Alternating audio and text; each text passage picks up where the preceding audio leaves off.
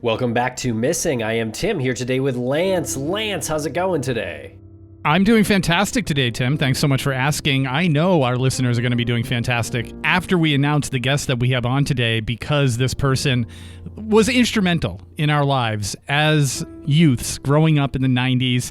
It's going to be very relatable to a lot of people, and we're so happy to have him in this true crime space now, and hopefully this is going to be the first of many conversations that we have with him. But Tim, this is going to be the first of many times I'm going to ask you, how are you today? I am doing great over here. Thanks a lot for asking. And yes, very excited to introduce our guest and this conversation today. We are speaking with Chris Connolly, who works with ABC News and 2020. And Lance, you mentioned he helped raise us in the 90s. He was part of MTV News.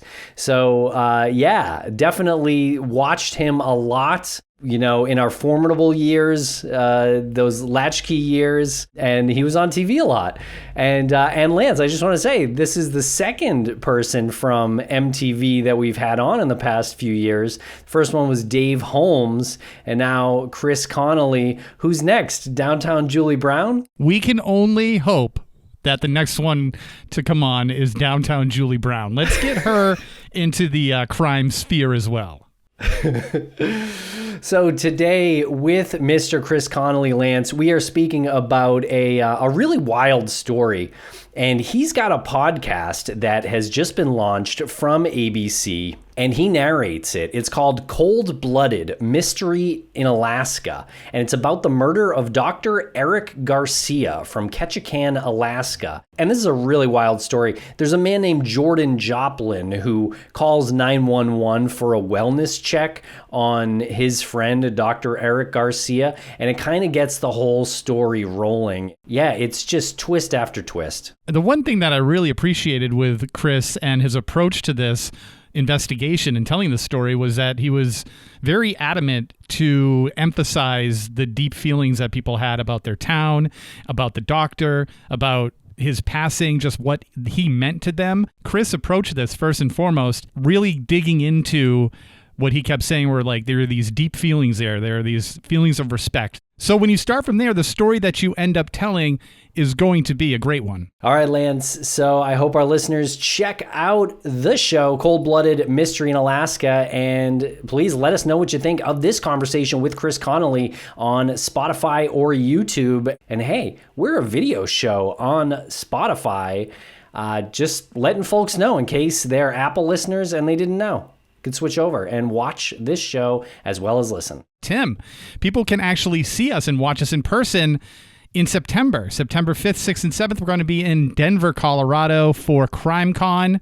It's going to be a good time. You can join us and you can save some cash by entering promo code Crawlspace when you go to crimecon.com and you purchase your standard pass. So that's 10% off with the code Crawlspace. Tim, why would they ever do this? It's not like we have a very distinguished, handsome gentleman that we're going to have a session with, right?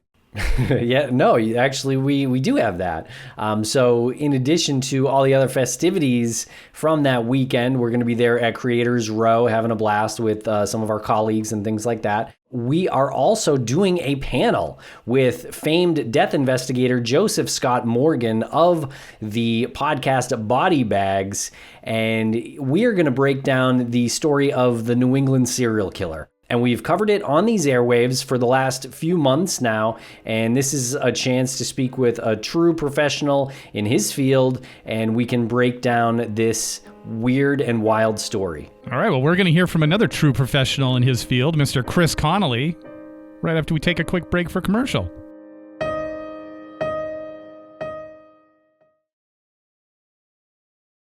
Thanks to our sponsors, and now we're back to the program. Chris Connolly, welcome to the podcast. How are you today? I'm doing well. Thanks so much for having me. Grateful for the opportunity. We are grateful to have you on the show. Just to get it out of the way, you are former MTV News Chris Connolly. That is me in the same with a different hair color. Yes, in my younger, cuter days. I practically raised you gentlemen in the 1990s. That was my next point. I was going to say, if someone had said to me as a child, a young individual watching you on MTV, hey, you're going to be interviewing him as part of this conversation about this murder mystery that happened in Alaska, I probably would say that's pretty far-fetched. But yes, thank you for raising me. Look how nicely you each grew up. So I'm going to take all the credit in the world. You should be very proud of us. We're very grateful people have such warm memories of our work there. So thank you for that. I think it really helps that we weren't on YouTube for a long, long time. So your memories are rose-colored, and we're grateful for that.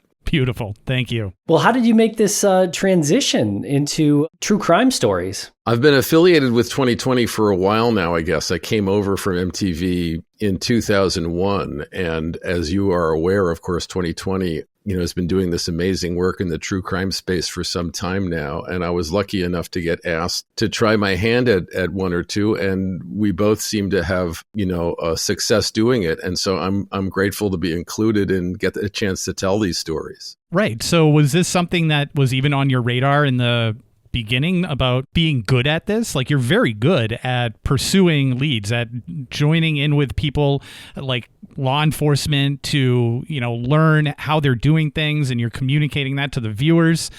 It obviously comes from some sort of like passion for the true crime or true justice genre. Was that sort of always there, and it took this show, this collaboration with 2020 to bring it out?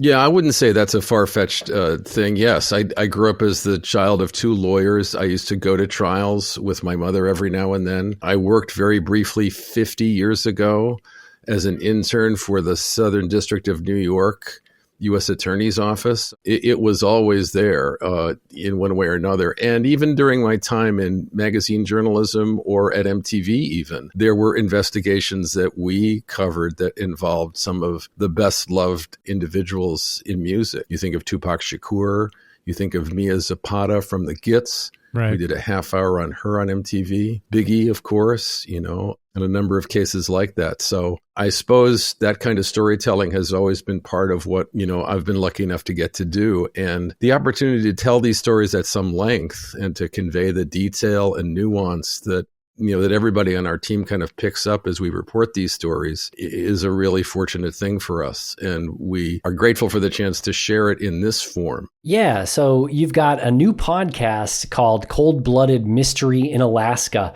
And I'm curious, just like from a media sense, like what does a podcast offer this story that other mediums might not offer? I think it's a great medium for taking you inside what the world of Ketchikan, Alaska, and the world of, Dr. Eric Garcia felt like. I think we get to talk a lot about the town. We get to talk a lot about what Dr. Eric Garcia's past was like. And you really get a feel for the emotions and the twists and turns in the story that are really unique. You gentlemen know so much about this space. And in my experience, there are stories like this, cases like this, where the evidence is astonishing and the reveals of the evidence and the twists and turns of the investigation are absolutely remarkable. And you're astonished at what happens. That happens here. There are also cases where the emotions of the people involved are very deep. There's a lot of deep feeling that goes on, both right on the surface and between the lines with all this. And that goes on here as well. And then as sort of a final thought on this particular case, you're familiar, of course, with crime fiction, and so many great stories in crime fiction end with a number of people connected to the victim or to the case in the room at the same time, and their various relationships to the victim or to the murderer kind of get revealed. And that's the climax of so many Agatha Christie books or something like that. We have a scene like that in this story as well, only it's at the very beginning of our tale. And over the course of the story, you learn so much about the specific feelings of each person involved and their involvement in the life of Dr. Garcia or in the case. It's just really fascinating and gripping material, chronicling a huge loss for a town and the feelings that went with that, and a massive investigation that just revealed surprise after surprise after surprise. How important was it to you personally to hear stories from these people, how deep their feelings ran, and how that impacted their community? knowing that this individual was murdered? Well, Ketchikan, Alaska, town of 8,000, is an amazing place. First off, it's physically beautiful. Like you've almost never seen, there are birds and there's seals, and it's just, you're 2 hours out of Seattle by plane and you feel like you're in a wonderland kind of. Then the people who are there are just about the nicest people you've ever met. We talked to a lot of people. It seemed like every one of them had some sort of encounter with Dr. Garcia over the years. And you could just see what wonderful, open people they were and how proud they were of their community. And you could understand how an outsider like Dr. Garcia would feel welcome. And the way they spoke about him to us, even given how many years he's been gone, was very powerful. And it really set the stage for what the stakes were in this. This wasn't just a random killing of some kind. This was someone who meant a great deal to each person in that town. Everybody seemed to have a story about him. So to lose someone like that was devastating. That was always at the heart of what we were doing here, was remembering the emotion underlying his passing for this entire community. Can you tell us a little bit about Dr. Eric Garcia? Dr. Garcia was a talented surgeon. He had grown up in Puerto Rico, had studied in Chicago, had trained further and been a surgeon on the Rio Grande for a while, just on the Texas side of the border, and then had fallen in love with Ketchikan, Alaska on one of the cruises that come from Seattle or from Vancouver and make Ketchikan their first stop as you go up the Alaskan coast. And so when a recruiter reached out to him and asked if he wanted to make the move and become one of 2 surgeons in this small, remote, isolated town, he jumped at the opportunity and had made a wonderful home there for him and for his patients. He was a surgeon, and sometimes we think of surgeons as being, kind of remote and reserved in a way, or being technicians. This was not Dr. Garcia's way at all. He was also a wonderful diagnostician, and he cared very much about the people he looked after and operated on. And so many people had stories about what it was like to be treated by him. His brother, who I talked to, Saul, talked about going through the grocery store in Ketchikan with Dr. Garcia and how many different people pulled him aside to say, hey, thanks so much for looking out for my sister. Thanks, They said we could barely get out of the grocery store. He was living a beloved life there. And yet, as our story reveals, there was also isolation and some loneliness, and the way that those emotions might have played themselves out in what took place, another powerful thread in our story. So deep emotions sort of going in, beloved figure, and yet a place where people could have secrets, makes for a powerful tale. As you're learning about Dr. Garcia, this is all happening in real time. You did mention the isolation. What are some of the more revealing details that kind of made you, take a step back and reevaluate maybe how you perceived it? Well, you sort of start with, I guess, the essence of the crime, right? Which is Dr. Garcia is preparing to go to a medical conference. This is in March of 2017. And everybody in the hospital knows he's on this way to this medical conference. It'll be in Las Vegas for 9 or 10 days, and you'll have a great time. He goes every year. And then after he goes, the police in Ketchikan begin to get calls asking for a welfare check from someone who says he's very concerned about Dr. Garcia. This person calls numerous times, and eventually, even after somebody looks at the house and says everything seems fine, this person says that he will come up to Ketchikan to check for himself on Dr. Garcia and to see what's going on. And so you have this remarkable scene outside Dr. Garcia's house on a Monday morning in March of 2017, with this person from out of town and a friend of his, with some of his friends from the hospital, some of the people who helped get him the house, all assembled with 2 policemen outside his house. And they will open the house to see what has happened to Dr. Garcia. Police are expecting that nobody will be there because Dr. Garcia's car is gone, and it's been said he was going on this vacation. But when they go inside, and you hear this because we have the audio from their body camera, they find something very different. They find Dr. Garcia dead on the sofa in his living room on the 2nd floor. And presented around him is the most puzzling scene imaginable, based on what is there and what's not there. And so you immediately have a true mystery that seems very difficult to answer.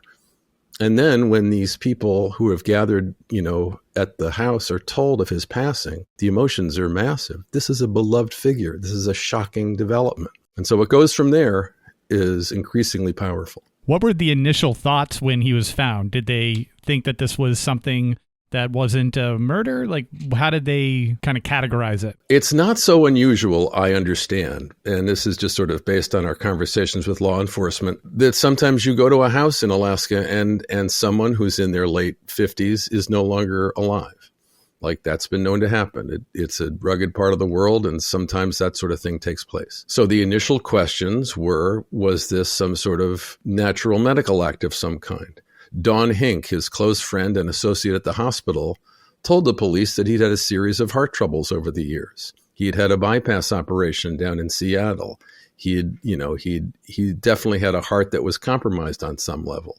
So there was certainly the chance that that might have happened. There was also the question of whether he perhaps had taken his own life.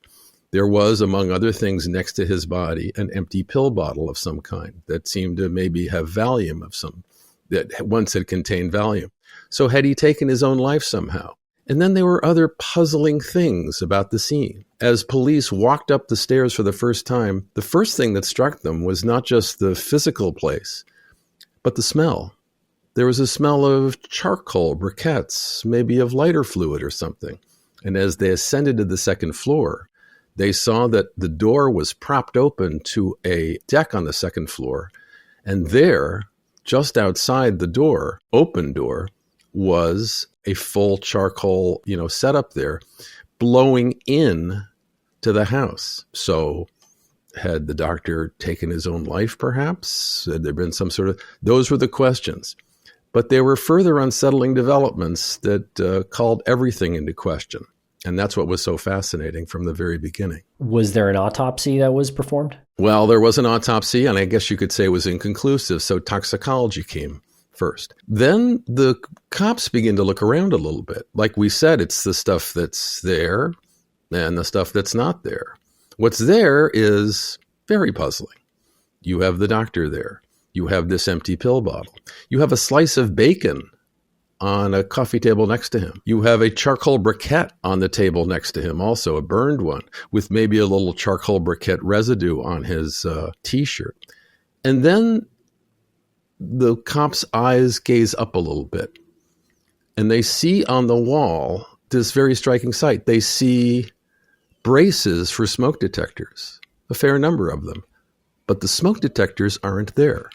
Just the braces are there. So what does that mean? All very puzzling. There was a slice of bacon, not on a plate or anything, just on the table? Yeah, and no barbecue tools, nothing like that, just a slice of bacon. What could it mean? And so as the cops come downstairs, to tell those assembled what's happened, there was enormous explosion of feeling. Dawn Hink, his close friend from the hospital and his associate, is very moved and gets sick to her stomach. And as we mentioned, talks to the police about his heart issues. The man who brought the keys and instigated the welfare check in the first place, a young man named Jordan Joplain, is enormously, emotional and overwhelmed. And he and the woman he brought with him, he is clutching his heart because he appears to be having some sort of emotional incident of some kind. And then there's Bobby Jackson. Bobby Jackson is a lifer in Ketchikan. He has arrived later in the event once he's heard that the door has been opened and Dr. Garcia, and he is agitated immediately, pulls one of the cops aside and says, "You need to check that house. You need to check that house really closely." The cops go, "Why?" And he goes, "There are thousands of dollars of valuables in that house." And it was true. Dr. Garcia collected valuable objects, watches, coins, expensive liquors. We're talking hundreds of thousands of dollars worth of luxury items. So when the police go back inside to check them, they're gone. They're not there anymore. And so now two things have happened. Now there's a massive theft of some kind, and there's the death of Dr. Garcia. Are they connected or aren't they? Who or what might be responsible? Hence our tale. And we'll be right back after a quick word from our sponsors. Thanks to our sponsors, and now we're back to the program. Was it well known that Dr. Garcia was a collector of all of these expensive items? It very much was, and for sort of unusual reasons, too. Bobby Jackson, his friend, the real estate agent who sold him this austere, big, empty house with this beautiful view in Ketchikan, remembered going to the bank with him to help buy the house, and Dr. Garcia asking if he could use all these hard goods to offset the cost of the mortgage. He even helped him bring them over to the house and put them somewhere. He was well known to collect these valuables, and they meant a lot to him. He kept track of them, I guess, on a spreadsheet inside his house. And what the Hinks told us, Dawn and her husband Will told us, was that he would give this stuff away to people sometimes, even people he didn't know so well. He would give them very expensive liquors or a beautiful watch. He just was spirited that way. He, liked to do nice things for people, almost to the point where they worried that he might be taken advantage of because he was, in a sense, a little cavalier about the way he gave those things. But yes, everybody in town knew. And there was concern among his friends that these objects weren't, secured enough, maybe. I think Will Hink had talked about the possibility, him and Bobby Jackson, of building Dr. Garcia some safes or some sort of secure areas, because one thing everybody knew about Dr. Garcia, he was a wonderful surgeon, and he wasn't the most competent figure in day-to-day life.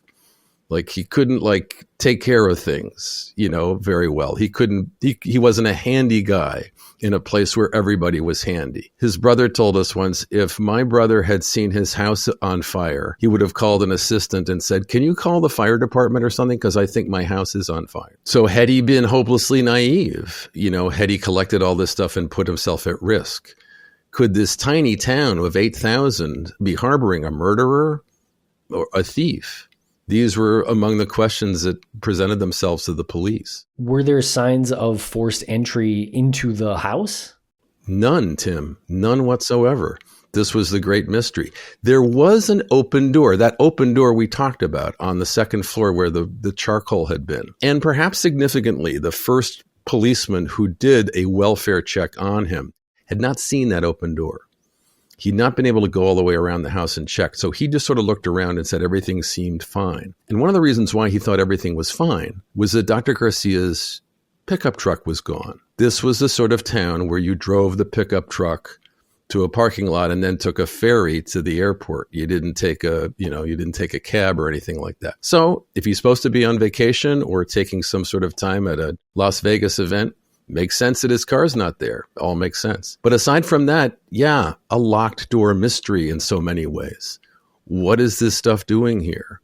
What is the stuff that's not here all about? Where are the answers to be found? As far as his valuables, his gold and things like that, were they locked up anywhere in the house, or where was that stuff kept? This was another puzzling thing. So Jordan Joplain, who was the name of the young man who had come up from Washington State and had been expressing all these concerns about where Dr. Garcia was, he had keys to the house. And that's how the police had gotten into the house. And so when Bobby Jackson begins telling the cops, hey, there are valuables in there, you've got to check, I know where they are, the cops again turn to Jordan Joplain and says, do you have keys to the areas where they're kept? And he goes, yes. So the storage areas are locked. They're not busted open or anything.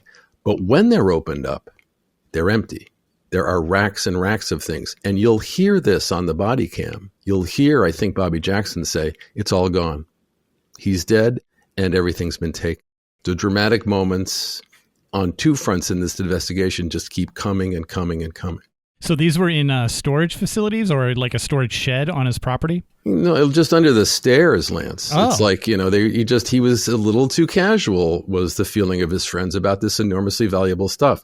Just getting it to the house up the hill, dragged the bottom of the van down so far they weren't sure they were going to make it. This was physically heavy stuff. Lots of coins, lots of liquors and wines and, whiskeys, 20, 30 years, everything on a high end.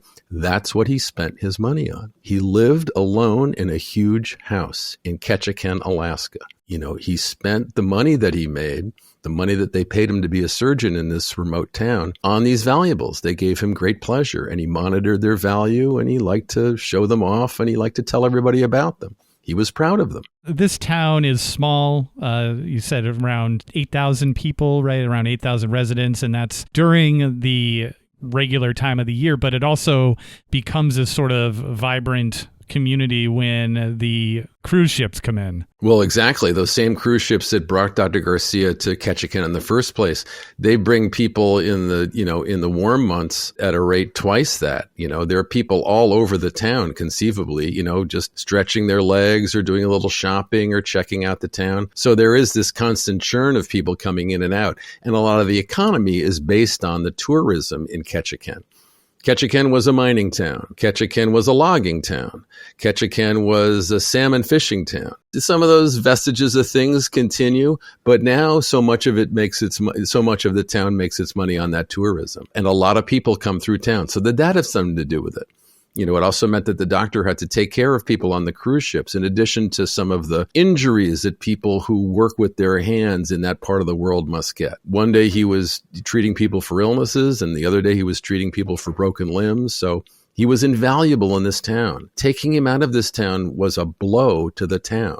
And the fact that it was such a mystery how or why he had died was confounding to everybody. Can we talk a little bit about Jordan Joplain? So he had called for the wellness check, and he arrived at the house when the police were arriving? Yeah, he was the reason for the season, as they say. It's like he announced to the police, well, you guys have checked the house. This is what he told them. You guys checked the house, and I'm going in. And I'd like you to be there, when I go in with the keys. So he showed up with a young woman, and he gave the keys to one of the policemen, and the policeman literally opened the door and kept him outside while they went inside. And so he was one of the people who the police wanted to question immediately after they discovered the luxury items were gone, because he was somewhat known to those who were close with Dr. Garcia. Dr. Garcia hadn't talked much about his relationship to Jordan Joplain, but Don Hink knew who he was, and I think Bob Jackson knew who he was, but he wasn't from around there. He wasn't like part of the warp and woof of his life, but they knew that he had some sort of friendship of some kind with Dr. Garcia. I'm not sure if they entirely knew what to make of him at first glance, but the police, take, Jordan Joplain aside once they find all these thousands of dollars are missing, and they go, do you know if he kept luxury items in the house? And Jordan Joplain gives a couple of different responses in quick succession. Well, yes, I did. Well, no, I didn't yet, So at least there's some initial interest in the way that he responds to those things. But two things are happening now. There's a toxicology report that will take a while to try to determine the cause of death for Dr. Garcia. But then there's maybe something more urgent, which is the idea that these objects are missing, and nobody knows if Dr. Garcia might have given them away, or if they're missing for some other reason. And so an attempt to find out what had happened to those items is the most urgent item on the investigation for the local police. Right. I was just going to ask, are any of the items serialized? Do they have a serial number on it? Or how can somebody identify if they received one of these pieces of collectibles? He did track them very closely on his spreadsheet, as I understand it. But that pressed the urgency of it. Like, what if this stuff got away and it gets out in the world, What if these gold pieces, what if these coins, what if these 20-year single malts get out there somewhere? And so they catch a break. They catch what maybe is the first break in the investigation. Remember that Dr. Garcia had that truck that nobody knew what had happened to, that it was missing. Well, on the day that the house was open, guess who drove up in that truck? It was Jordan Joplain. Jordan Joplain had picked up that truck because he had a key to the truck too, as he revealed. And so the truck was there as police began to take a closer look. And inside, they saw, what do they call it? A fee-way bill, or is that just the name of the guy from the tubes? They literally saw a receipt for an enormous amount of objects that were going to be sent via boat down to Washington to Jordan Joplain. And that got their interest in a major way. Why was all this stuff being sent from this house to Jordan Joplain's place? A series of investigations began, and it turned out that Jordan Joplain could be seen at Walmart collecting huge bins of stuff and buying them there by himself. It then turned out that there was some video, and they interviewed somebody at marine lines in town who saw Jordan Joplain stuffing these huge containers of material into these larger containers and have them put on a boat to be sent to Seattle, where they would eventually be sent to his house. And so now there was real interest in what might be going on with that material. And so the police search continued from there. But now it would be required to go to Washington State to find out what happened to that stuff.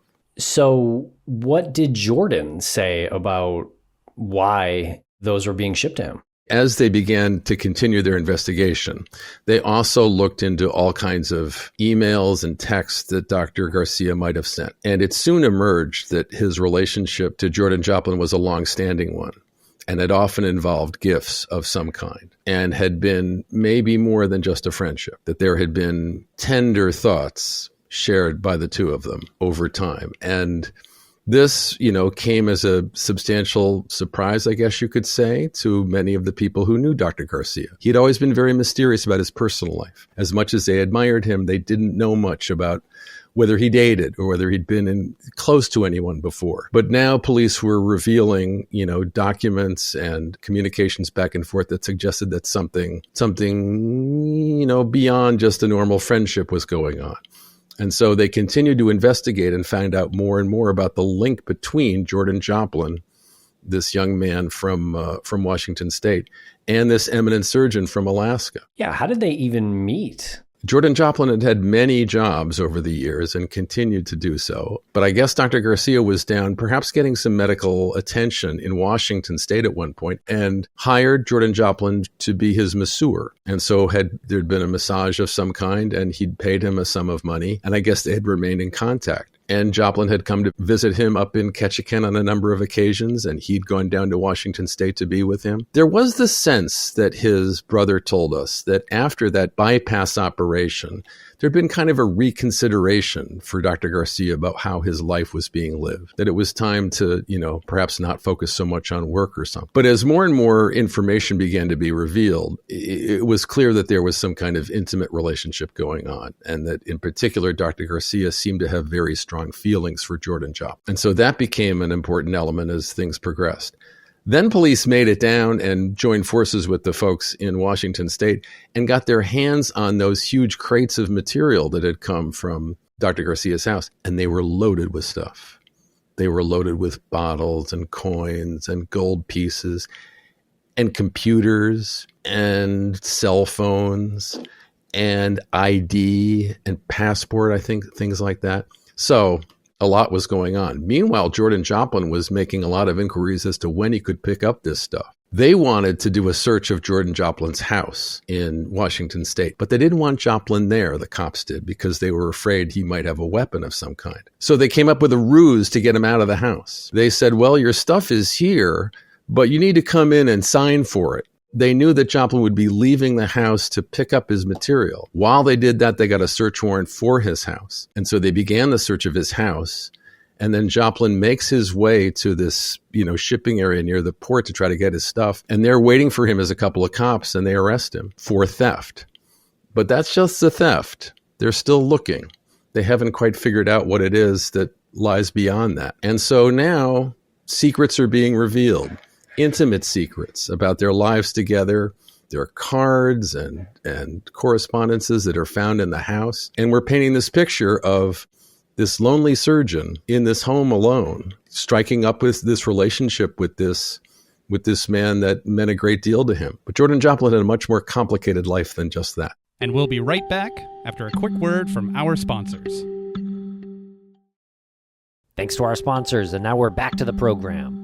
What was the community like in terms of how they regarded people with the same-sex relationships? It was difficult to ascertain, I suppose. I think there was so much affection for him, for the people that we talked to, that there was sadness that they felt that Dr. Garcia couldn't have shared the details of his life with them, that they would, of course, have welcomed any news about him and his happiness that would have been really, important to them that he be happy. And so it made them sad to think that perhaps he might have worried that they would have looked askance at him for some reason. But they felt very strongly that that would not have been the case. Now, we did hear from a couple of other people who said, one close to Dr. Garcia and one who kind of knew the town, is saying, well, some other people might have had an issue if that had come out. Maybe some other people. So perhaps he was reading the room in a different way, either with those who were close to him, relatives perhaps, or with people in town. But those who knew him would not have had a problem. not that they had failed him, but they wished that he'd been able to share this detail about his life with them. Yeah. In your opinion, do you think that if he had been a little bit more open about that he might not have suffered the same fate? I think a lot of people thought that. I mean, just in the conversations we had, that he was so naive in terms of relationships. He wasn't experienced. He didn't know the warning signs, or he didn't, he was up there in his house with his fabulous things, and he was lonely. He was surrounded by friends, but he was lonely. And when his brother came down to Ketchikan, or came up, I guess, from the Bay Area to Ketchikan, and stayed in that house that his brother had bought, this huge, beautiful house that only one person lived in, he said, I was there just 20 minutes. I felt so lonely. I felt like my brother must have been so lonely here. And that was a powerful moment to hear Saul share with us. There's a wonderful guy with great talent who made so many people's lives better. A guy who exhibited great judgment and saved lives every day of his professional life. But a guy whose own judgment about his own life may have put his life in danger. That's the great irony at the bottom of this case. Yeah, that's so interesting to me that somebody can be so hyper-focused and so elite at a certain thing, and it comes at the cost of being so kind of treacherous to yourself. Yeah, exactly. Yeah. You've ignored everything else. You're only focusing on this one thing that you are elite at, and you are saving lives. And it's made more poignant by the fact that everybody loved him. Everybody thought he was great. It wasn't like he was, the town reject or something. Everybody wanted him to be happy. He just had this thing that he had a very hard time sharing, and it's isolation and the fact that he wound up with somebody who lived many lives, who had many different things he was doing. He was growing marijuana. He was working in porn. He had numerous relationships with different women at the same time. You'll hear from a lot of them. It left him open to manipulation, and it left him isolated and at risk. Right. Okay. I was going to ask, was Eric a typical romantic partner for Jordan? But it seems like no. I think the answer is no. I mean, the porn that Jordan performed in was gay porn, as I understand. His personal relationships, the one that we were familiar with, all seemed to involve women. He seemed to be involved with more than one woman at a time and not necessarily truthful in the context of those relationships. While he was in Ketchikan with one woman, there was another woman back at his house who believed that she was his fiancée. There was a fair amount of deception in his past, but he was a charismatic guy. Very kind of exuding a lot of energy. He worked, I think, as a stripper in a number of situations. And there were people we talked to who felt that he had made a very positive impact on their lives with his energy, with his help. He had grown up in the same town, I think, as the Twilight films are set in. And he was full of energy and maybe did things without, thinking them through, is what one of his relatives said to us. There was certainly talk among people who knew Jordan that Dr. Garcia was kind of his sugar daddy, that he bestowed upon him many gifts and many things. Couldn't stop giving him some of those things, that there was a kind of a constant flow of objects of value, into Jordan Joplain's life throughout their relationship. And Jordan had keys to the house and the truck. Did anybody else have keys to Dr. Garcia's property? No, and you'll remember I mentioned that scene at the front of the house, when all those people are gathered and the different things that people knew as events took place. And for me, one of the most dramatic moments of the entire case happens as those keys are pulled out, because what Jordan Joplain says is, I had a spare set of keys that the doctor gave me. Dawn Hink is watching as those keys come out and are handed to the cop, and she recognizes the key ring. It was a gift she gave Dr. Garcia from her honeymoon. They were his keys. They were absolutely his keys, not a copy. And her heart just sinks at that moment, because she knows that Dr. Garcia would never have given that ring away. She senses that something terrible is about to happen. Wow. Yeah, just what do you even do as a human being at that moment where you suspect something is going on? Did she privately talk to police about that, or how did that come to be known? It struck her later as kind of a thing. I think Bob Jackson really kind of took charge of that moment in a lot of ways. And that's what's so fascinating, is that is that I think the police are kind of wondering, well, do we have a suicide on our hands here? Do we have a natural cause death? And people are kind of like hurt and weird. And Bob Jackson comes in with all this energy and goes, no, you've got to check the valuables. And that like transforms the whole investigation. You'll remember we talked about those smoke detectors, the ones that weren't there anymore. Yes. Saul, the brother of Eric Garcia, we talked about how lonely he felt in that house. So he goes for a walk while he's there. And he goes down a hill and he crosses over a bridge. And he's looking down at his phone. And as he looks down at his phone over this bridge, he spots something white below the bridge, like 20 or 30 feet. And he looks at the white things more close. They're the smoke detectors. The smoke detectors have been thrown over the bridge somewhere. And so Saul, Eric's brother, who said in his own mind, he was thinking, Eric, you've got to help us solve this. You've got to help us solve what happened to you. This is like a sign. Here they are. They've been thrown into this gully here. And so he tells the cops, and the cops find them. They all match up perfectly. The serial numbers all go right up and stuff. So somebody has taken these things away and thrown them in the culvert. And so that's happened as well. Yeah, that is really odd. So I just got to wrap my head around the scene again. So there's a charcoal grill that has been used? Yes, it has. So it's been used. A little stain on his shirt. Yep. Okay. There's bacon just loose on the counter. Yep. Smoke detectors are gone, but those are found later on. Someone tossed them over the bridge. What does this all mean? Well, you start to think, like, what could it mean? And again, if you were looking at it through the lens of suicide, you would be thinking, like some sort of version of turning the car exhaust on. Perhaps somebody, Dr. Garcia had built a fire of some kind out on the deck. Was that going on? Because the person calling in, Jordan Joplain, asking for these welfare checks, had mentioned that he thought Dr. Garcia was feeling suicidal lately. He had certainly brought that up in the conversations with police. One thing that everybody said was, man, if you were from Ketchikan, no way are you grilling on that deck because it's all going to flow inside the house. And nobody thought Dr. Garcia was, much of a griller. Nobody could imagine him on a ladder to take down the smoke detectors. That was hard to figure. But the idea was, or the thing that people were grappling with was this being, what did it all mean? And then came the toxicology report. And there were two significant findings in the toxicology report. One was Dr. Garcia's carbon monoxide level was 9%, way, way, way higher than the average. So that was significant. But that's not how he died. He died of an overdose of morphine. He's a surgeon, so he would have access to morphine, right? Ostensibly, yes. Yes. But there were no signs of injection anywhere in his body. So he would have to have taken it orally. What does it mean? How could that have happened?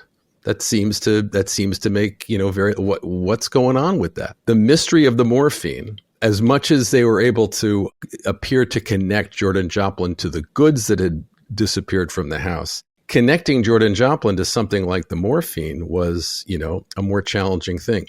But now, because he had been placed under arrest, as I understand it, they had access to his phone. And that opened up a whole different kettle of worms that was, in many cases, very disturbing. And did they find that he had access to morphine? Well, even before they did that, as I understand it, they found a video on his phone, maybe 8 or 9 seconds long, of Dr. Garcia desperate for breath. Like dying? Like dying. Like gasping and unable to get breath. There it was on his phone. And it was chilling and horrifying. It was dated around the time it would have, it would likely have occurred. And so this was enormously distressing to everybody who saw it and heartbreaking to the people who loved Dr. Garcia. But it still didn't answer the question of where that morphine had come from until police in Washington found somebody who came forward and said that she had gotten morphine and given it to Jordan Joplain. And that when Jordan Joplain got this morphine from her, said, so how much of this would I need to off myself? And so when Amanda came forward and they got her information, now they had a bridge between the morphine and Jordan Joplain. Sounds like the walls here are kind of closing in on Jordan Joplain. Yeah, go ahead. Yes, exactly. And so as if you needed another detail to kind of cinch the case here, this is something that the prosecution found very significant. They looked in the dishwasher. You know what they found in the dishwasher? They found a blender and they found a red Solo cup in the dishwasher. Don Hink gave Dr. Garcia his beverage every morning in a red Solo cup. He never washed any of them. Who washes a red Solo cup? Nobody. You throw it out. Why would it have wound up in the dishwasher? Because you were trying to hide something. And so that was a key element of the prosecution's summation. That blender and that red Solo cup. Who does that? If you've got something to hide, you do that. So we're thinking that the morphine was maybe put into some sort of smoothie or something. Exactly. And as you'll see, theirs was a very intense relationship. At one point, Dr. Garcia sent Jordan Joplain a note that was filled with deep feeling, but it also contained the phrase, "You'll probably kill me." Yeah, that is a wild thing to say. He wrote that in a card, right? Yeah. What do you make of that line? It would be speculation, right? He knew it was an unruly love, I guess. He had one friend he did sort of say, I've kind of seeing this guy and stuff, but he never really kind of laid out to somebody, all these things are happening and stuff, so that somebody would go, hey, red light flashing, red flag, you've got to take care of yourself. He was crazy about Jordan Joplain, it seemed like. And the dark paths that might lead him down, this was just something that was tough for him. And so all heartbreaking for people who cared about him so much. In between COVID and a change of venue, it took quite a while for the trial to take place. And it took place, I think, in Anchorage, not in, Ketchikan. And he's found guilty, but the victim impact statements are moved back to Ketchikan. There's a powerful sequence as well. There's Saul finally getting to stand up and talk about his brother and talk to the person who he feels took his brother's life. Even today, Dr. Garcia is fondly remembered. But between the twists and turns of the evidence and the secret lives that were kind of unleashed on the world, it's a really gripping tale. Yeah, it really is. I can't wait to listen to the rest of the podcast, Cold-Blooded. Chris, we thank you for coming on here and telling us about this story. This has been a great conversation. Gentlemen, thank you very much for listening. We really appreciate it. Just one more thank you to you for the way you handle yourself in the investigation, the way you interact. Again, I mentioned in the beginning, but I think people should take note of that, the way you're interacting with law enforcement family members. It's all done super respectfully, and you just come across as a real class act when you're doing that. Well, thank you. I mean, they really are wonderful people, and their affection for Dr. Garcia was really powerful. And even those who had interacted with Jordan Joplain, they had powerful stories to tell too. And, in so many ways, that's why this material fascinates us. It's people in so many ways dealing with, terrible things that happened to them. And it's our job to honor their stories as they share them with us.